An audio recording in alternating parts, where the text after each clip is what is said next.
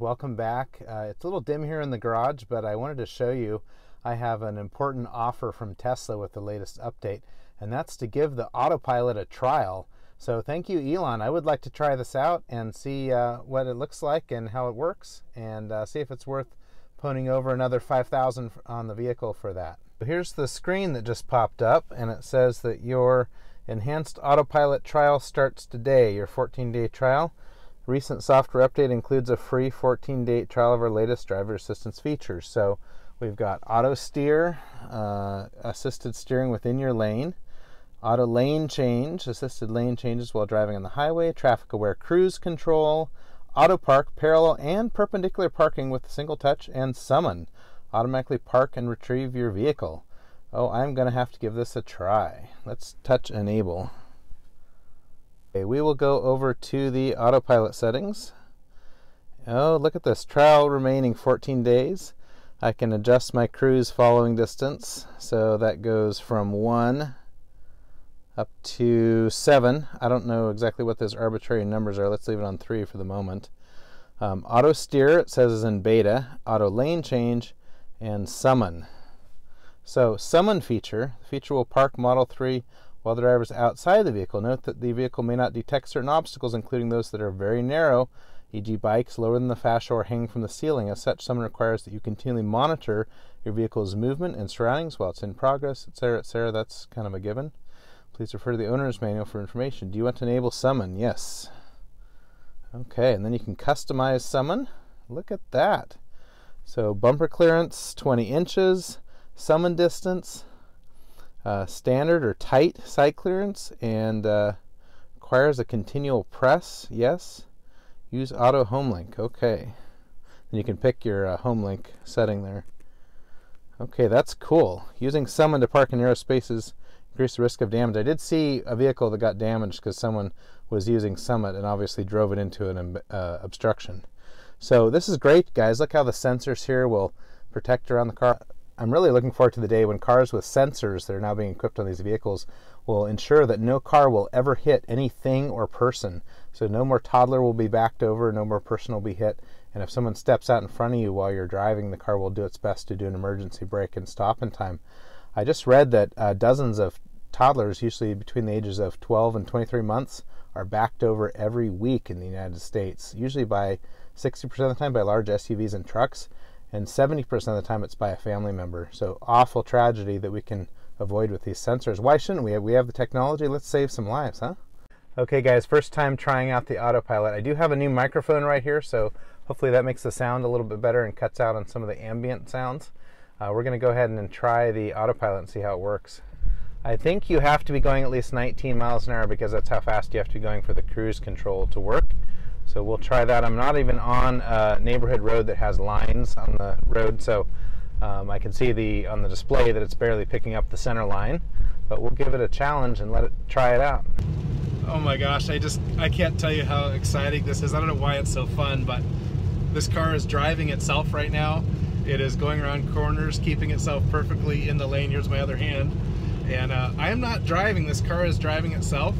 I never thought this would be a feature that was important to me, but as you can see from the look on my face, I'm just thrilled how well this car is keeping itself, not just you know, on the road, but between the lanes as well as the speed. So cruise control plus the speed in the lanes. It is flashing a little blue indicator at me, telling me it wants me to keep my hands on the wheel, and it will then display a message in a couple minutes if you don't. But it seems to detect it when I nudge the wheel slightly, so I don't know if it's just pressure or nudging it.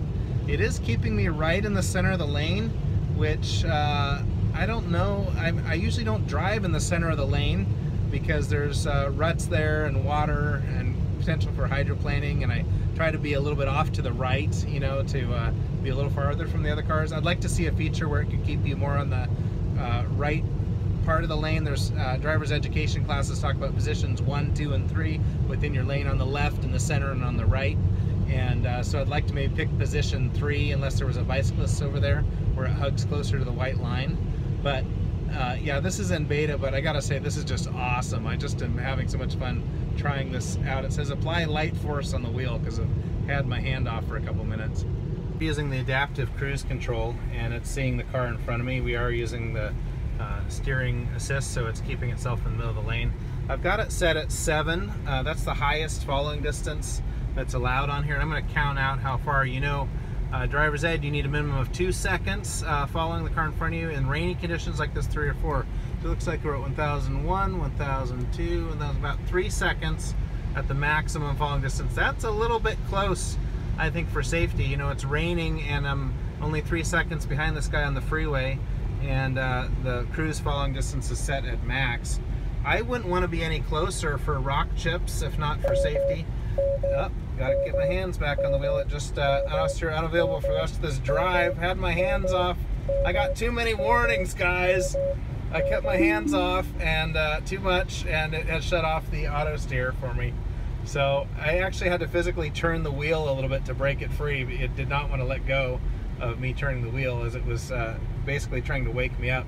All this time I've been talking, I've had my hands off the wheel, and I have just been demerited and banished from using the auto steer anymore of this trip, if you could believe that. But I was just trying to tell you about the cruise distance here, and it's so easy to just take your mind off driving once you immediately allow the car to start steering itself. So that freeing you up of attention is very addictive, and I can see how people have gotten in trouble with it. You can see from the display that the car is sensing the other vehicles around me just fine. And what I was trying to tell you is that, you know, if this were semi-icy conditions, I would definitely need more following distance than I am from this car here. So I don't know that this adaptive cruise control is conservative enough and keeps me far enough away from the cars in front of me. But let's give it a try and try closing it up a little bit. So this is changing it to 5. Well, it's getting a little bit closer to the car, but not a lot. Still about 3 seconds behind them. And I'm going to move it up to 3. So this is barely 2 seconds behind this car. And that's on level 3. And if I put it on 1, I don't want rock chips all over the front of my car, but you know, 1 is barely 2 seconds following distance. I would never be driving this close to a car in front of me. Let's back it off here to 7. Let's see what it does.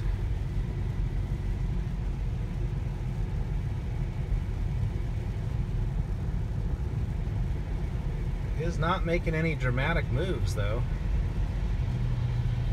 It doesn't make a real dramatic change when you go up to 7, but it's allowing that car to just slowly distance itself from me, and it's just very slowly backing itself off by allowing that car to move ahead. So interesting. This is a little more comfortable, and again, this is the maximum following range. This auto lane change is awesome. I'm doing a full signal change. Here the car is moving to the other lane, and then I'm going to go back again. I'm going to signal to the right, and the car is slowing down a bit for that car in front of me, and then moving to the right lane. Very smooth, perfectly executed. Bravo, Tesla. Let's see if it'll get off the road. It did! Whoa! It tried to steer me right towards that median. Oh my gosh. You have to be careful with this.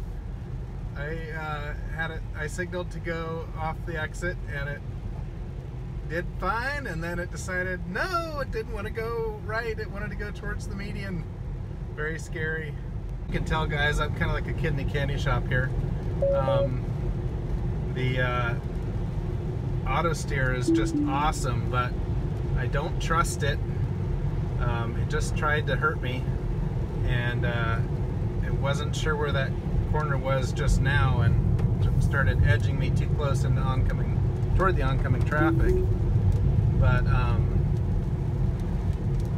yeah, this is something you have to be really careful with. I know I'm not going to get myself into a wreck over something like this, but I don't have the same trust for this auto steer. And it's good that they're saying it's in beta, because it really does have some learning to do.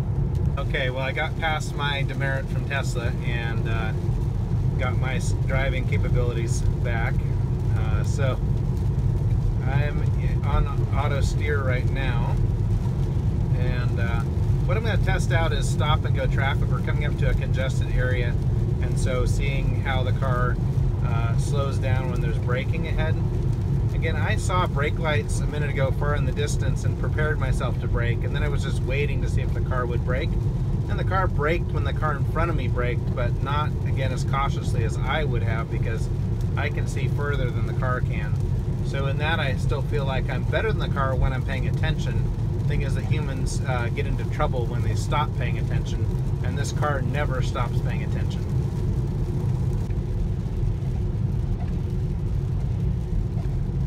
Brake lights.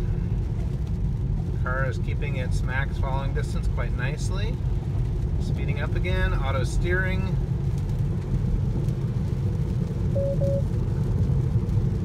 Once my hand's better on the wheel. We've sped right up again.